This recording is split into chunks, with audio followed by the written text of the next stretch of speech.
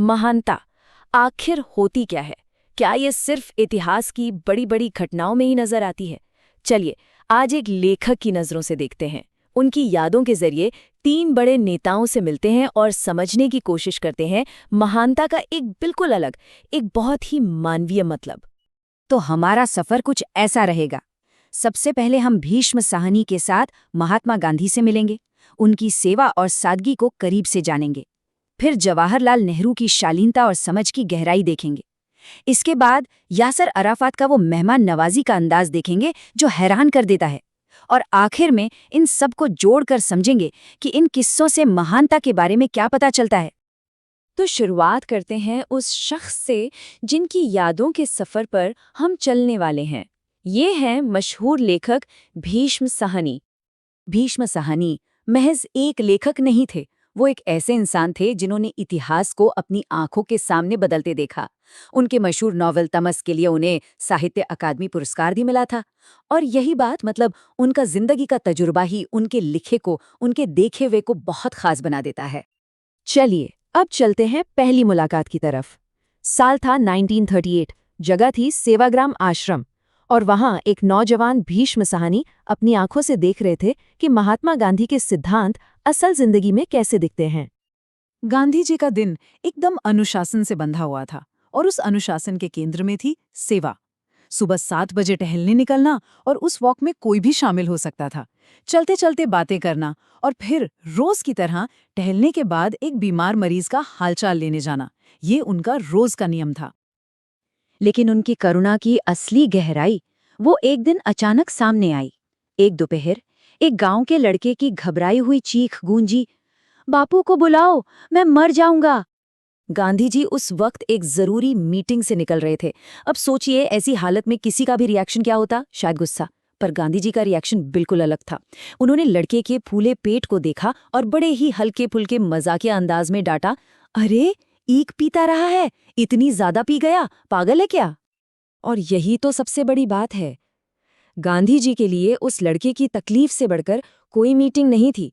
वो फौरन उसकी मदद करने लगे, उसकी पीठ थपथपाकर उसे उल्टी कराने में मदद की। और उनके चेहरे पर गुस्से या परेशानी का नामो निशान तक नहीं था, सिर्फ फिक्र थी। तो ये थे गांधी की महानता, जो उनकी सीधी साधी करुणा में दिखती थी। अब साहनी की यादों का अगला पड़ाव हमें महानता का एक बिल्कुल अलग पहलू दिखाता है। ये किस्सा है जवाहरलाल नेहरू का और उनकी शालीनता और गहरी समझ का। किस्सा एक डिनर का है। बड़े बड़े नेता मौजूद थे और अचानक धर्म के विषय पर नेहरू और उनके एक रिश्तेदार के बीच बहस छिड़ गई। बहस इतनी बड़ी कि माहौल में एकदम तनाव आ गया। अब ऐसे माहौल को शांत करने के लिए नेहरू ने कोई तर्क वितर्क नहीं किया। उन्होंने एक कहानी सुनानी शुरू की। फ्रेंच लेखक अनातोले फ्रांस की कहानी। कहानी एक गरीब बाजीगर की थी जिसके पास क्रिसमस पर मदर मैरी को चढ़ाने के लिए कुछ नहीं था। तो वो खाली चर्च में गया और अपनी कला, अपने सबसे बेहतरीन करतब उन्हें दिखाने लगा। ये देखकर वहां का पुजारी गुस्से से आग बबूला हो गया। पर तभी मदर मैरी की मूर्ति अपनी जगह से नीचे उतरी और उस बाजीगर के माथे से पसीना पोंछा। ये तो हुई एक बात।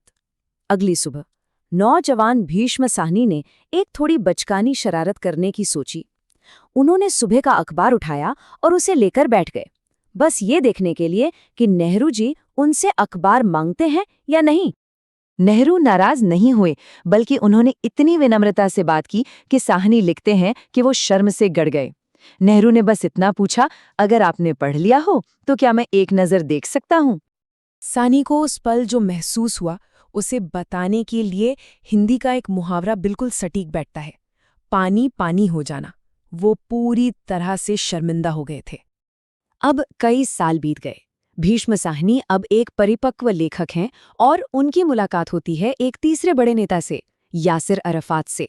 और यहाँ उन्हें महानता का एक और रूप देखने को मिलता है, गहरे सम्मान और मेहमान नवाजी के रूप में। देखिए, उम्मीद क्या थी, एक फॉर्मल सा डिप्लोमेटिक लंच होगा, पर हुआ क्या? बिल्कुल उल्टा। मेज पर एक बहुत बड़ा भुना हुआ बकरा रखा था। खुद मेजबान यासिर अराफात अपने हाथों से मेहमानों के लिए फल छील रहे थे। और तो और जब कोई वॉशरूम जाता तो वो बाहर तौलिया लेकर इंतजार करते। मतलब मेहमान नवाजी का ऐसा नज़ारा शायद ही कहीं देखने को मिले। और ये जो सम्मान का भाव था वो अराफात के एक वाक्य में साफ झलकता है। उन्होंने भारत के नेताओं के बारे में कहा, वो सिर्फ आपके नेता नहीं हैं, हमारे भी हैं। हमारे लिए वो उतने ही सम्मान के काबिल हैं जितने आपके लिए। ये बात दो देशों के बीच एक गहरे रिश्ते को दिखाती है। तो ये 3 अलग-अलग किस्से, 3 अलग-अलग मुलाकातें जो एक ही इंसान की जिंदगी का हिस्सा हैं, ये हमें महानता के बारे में सिखाती क्या हैं? तो सार क्या निकला?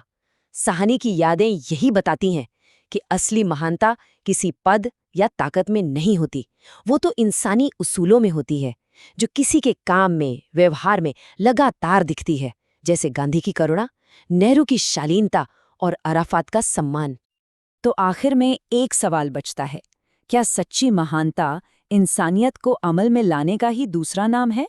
शायद किसी भी बड़े इंसान को आंकने का सही पैमाना इतिहास की किताबें नहीं, बल्कि वो छोटे छोटे पल होते हैं जो वो दूसरे इंसानों के साथ गुजारते हैं।